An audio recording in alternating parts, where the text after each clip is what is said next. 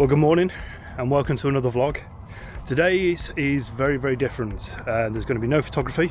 As you can probably tell, I've come completely empty-handed. There's no rucksack, there's no gear with me, just my Osmo Action. What I want to do today is talk to you a little bit about what inspires me as a photographer, how I became a photographer, and yeah, hopefully from there you'll get a little bit of inspiration yourself. So come join me on this rather different vlog. Hopefully you'll find it useful. If you do, please leave a comment and also give us the old thumbs up. So, point number one, why did I become a photographer? Well, quite simply, I wanted to express myself as an artist, if you like. Unfortunately, I can't draw. Painting, not very good at either. But I wanted something that was going to create images, so naturally I walked into photography. I bought my first DSLR around about three and a half years ago and didn't really use it, really didn't understand it that much. The images I was getting from it weren't as good as my mobile phone, but with a little bit of research and a little bit of watching YouTube videos and understanding what this camera could do, I knew it had the potential to do more. What I just really didn't know though. So yeah, it was a case of researching and trying to find out what the camera could do.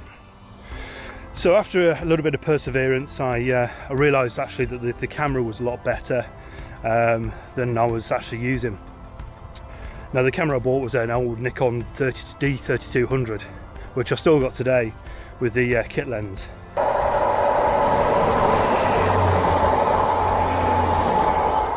I went through quite a personal challenge in my life about 3.5 years ago. And on the back of this, I thought I needed a little bit more in life than just working hard and seeing my kids at the weekend. So yeah, I decided to pick the camera up and sort of see what it could do a little bit more seriously than I ever had before. And what I found with this camera is that it didn't only push me to try and get the technical skills and understand photography, but it got me out and about a little bit more than it probably thought it would have done. My first trip was over to North Wales, just on a midday week, and I thought, well, let's see what it's got, let's have a little play around with it, completely unaware of what I was actually looking to do. So I decided to, well, the easiest thing to do is take some landscape shots, so that's what I did. I focused on some landscape around Llandudno and then headed over towards Llanberis. And I very quickly realised actually that this was quite a relaxing little pastime. It got me focused on other things, it got me focused on what I was actually doing, actually looking at the landscape a lot clearer and in different ways as well. But also it made me slow down. I've always been very fast moving. If I go into a town centre, I'm an absolute nightmare. I'm in and out as quick as I can. I know what I'm looking for, and I want to head home, I want to get back. I'm not very good sort of being out and spending time relaxing out and about. So yeah, photography really made me slow down, really made me look at things in a different way as well. And that developed. I mentioned on my last vlog about going to Hale Shore and spending 4 hours there. Now, I've never really spent 4 hours in the same location before, so it was really quite strange for me to do that, but worthwhile. And within that time, I learned how to focus, I learned how to use the camera in manual, and it was at that point I started realising actually I'm quite enjoying this. So if I'm enjoying it, why not do it more?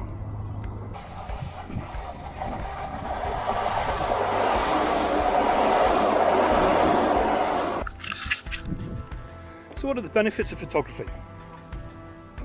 Well, it depends what you want to get out of it really.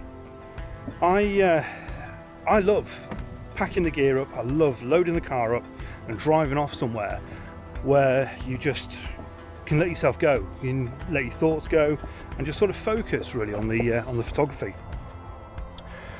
When I've done it in the past, I've been working, ridiculous amounts of hours and just feeling the thought of just having to pack the bag, load the car up and head off just really didn't appeal.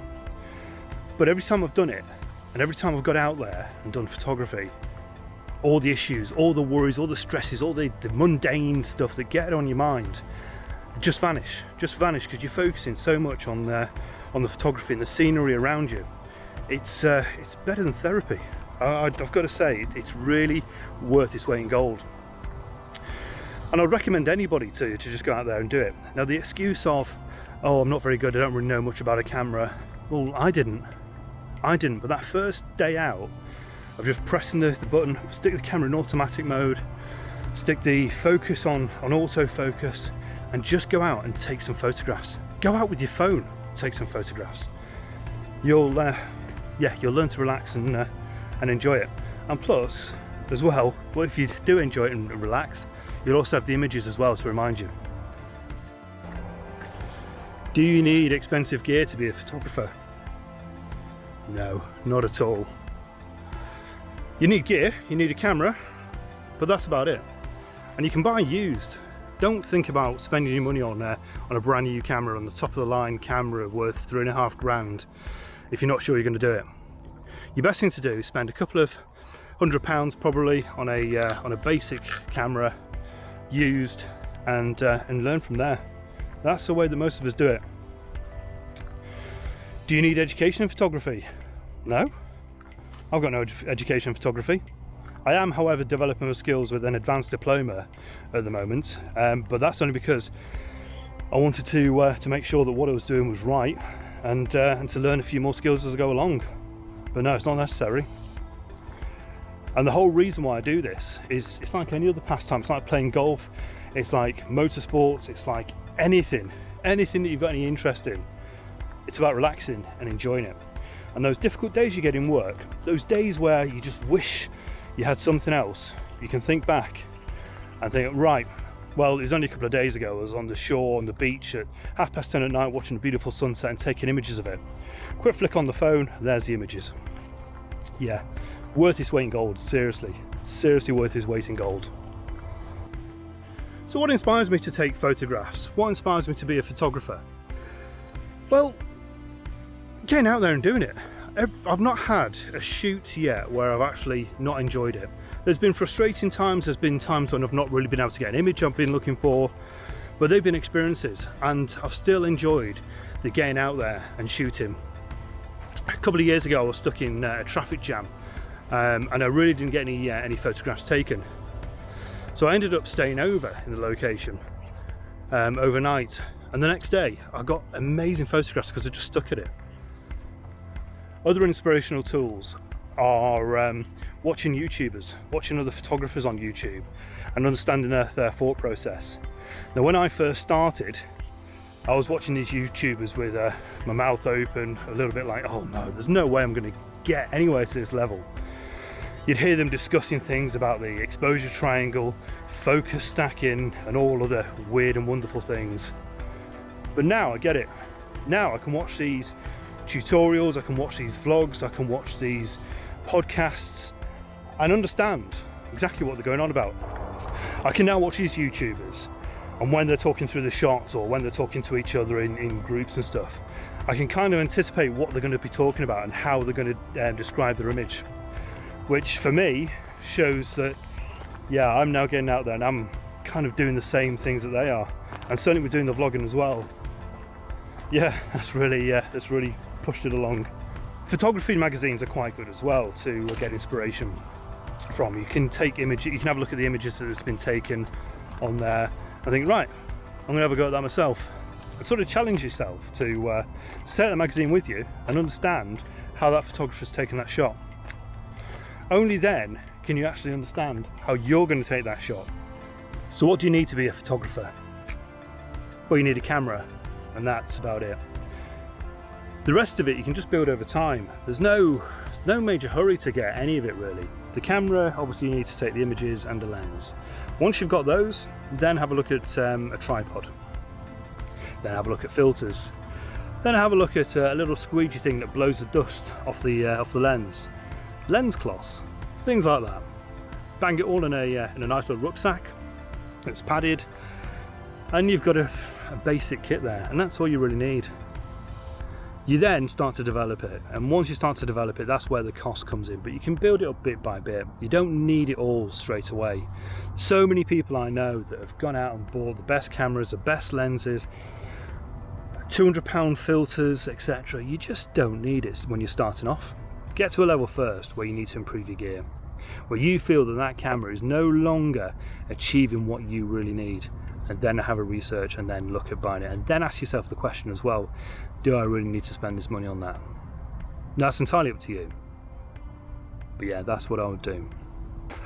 What a lot of photographers overlook, certainly when they're talking about gear and other bits and pieces, is the computer and the processing power you've got.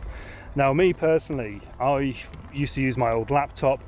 I'd go out on days shooting, take a load of images in RAW.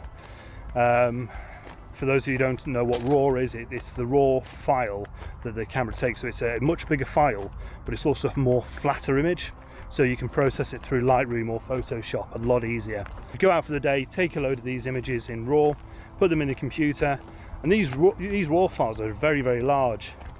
And it didn't take me long to kind of realise that my computer was really, really struggling. I'd put the card in, the images would slowly load up one by one in Lightroom.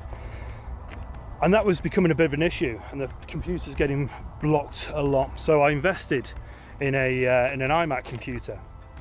Now, the iMac for me was the best tool I've ever bought, only because of the fact that it's so much quicker, it's so much smoother on actually processing images, and everything's there for you, and it's never let me down.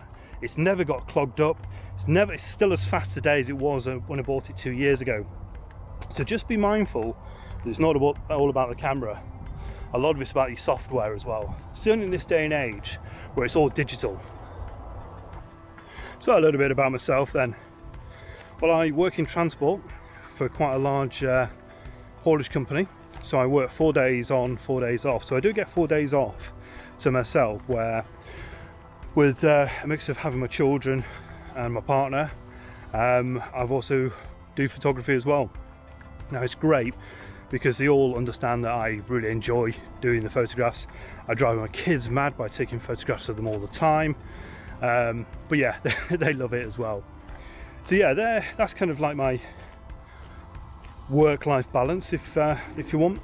Other interests I have, I think it's great to have more than just one interest. I'm massively into my cars.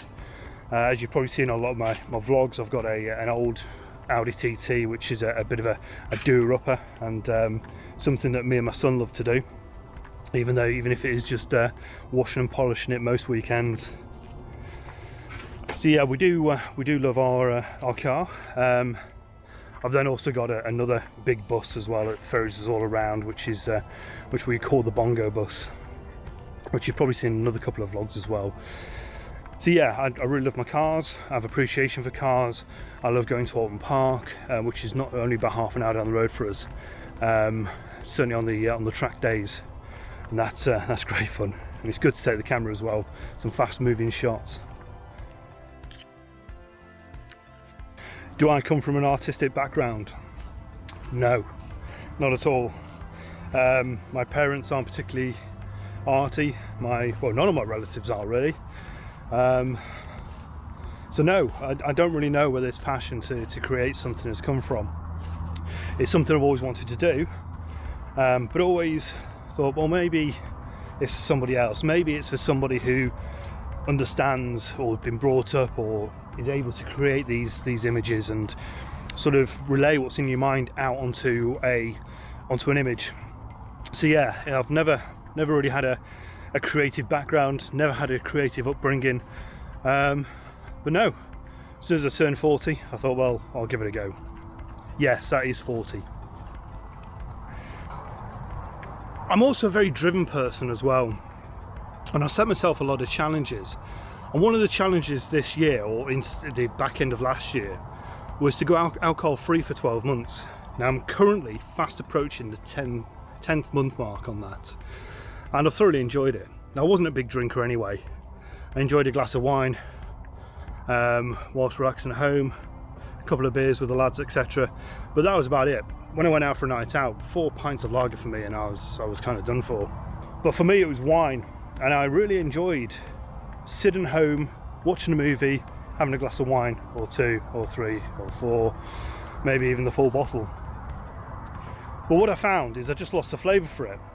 And if I was going out doing any photography, I'd want to be back by a certain time so I could enjoy watching a movie, have something to eat, bottle of wine, and yeah, it was really cutting into what else I wanted to do.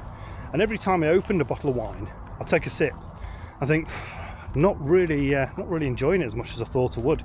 It was more the anticipation of getting home and opening the fridge to a nice bottle of Sancerre. So yeah, that was 10 months ago. I decided to quit. 10th of October 2018.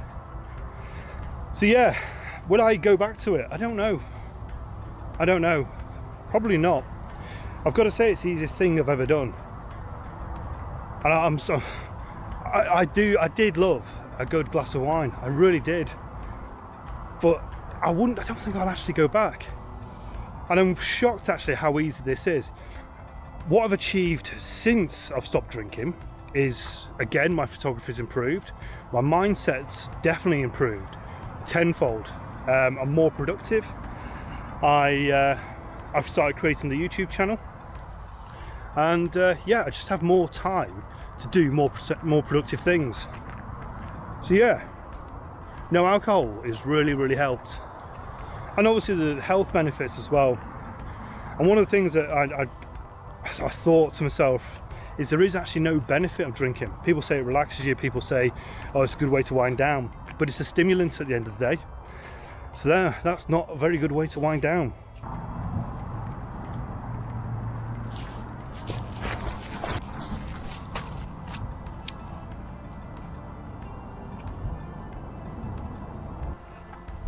So what's next for this YouTube channel?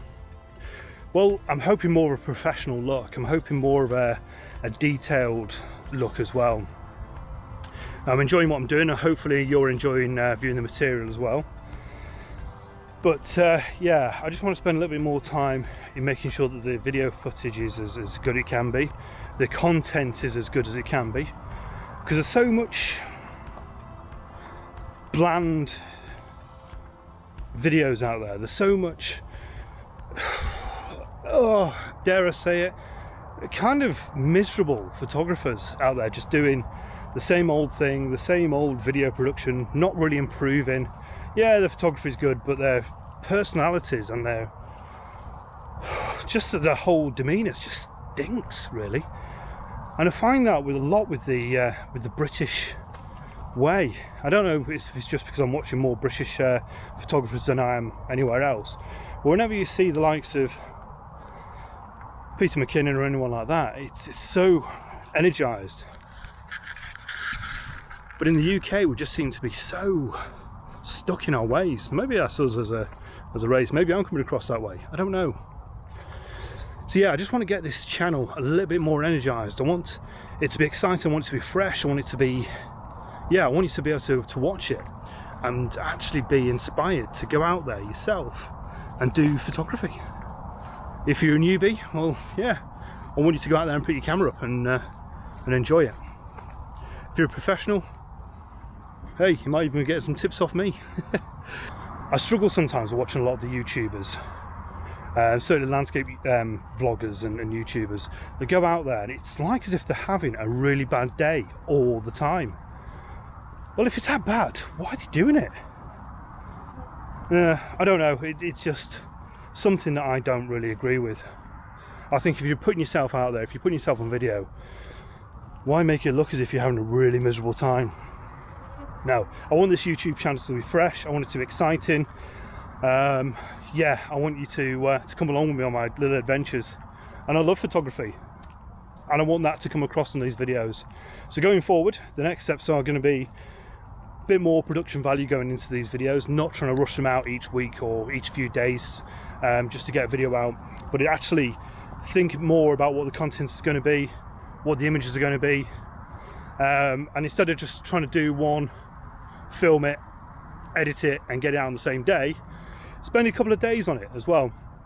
So that's going to be the next sort of avenue I'm going to be looking at on these vlogs, and I'll see where I'm at. I want to give myself a lot of time on this. I want to be able to develop my skills, not only as a photographer but also as a YouTuber, and and someone who creates content as well. I don't want it just to be landscape photography. I'm going here today, I'm going there today. I want it to be exciting. I want to be exciting for you guys. What's quite strange as well, I live in an area that isn't particularly known for its vlogging. It's not a big city centre, it's just a bit of a town. And I've never seen anyone vlog around this area. I've never seen anybody out with a camera even. I know there are a few landscape photographers, there are a few photographers around the northwest and certainly in Warrington. But where I'm based, I've never seen anybody actively doing it. So yeah, it's a little bit strange.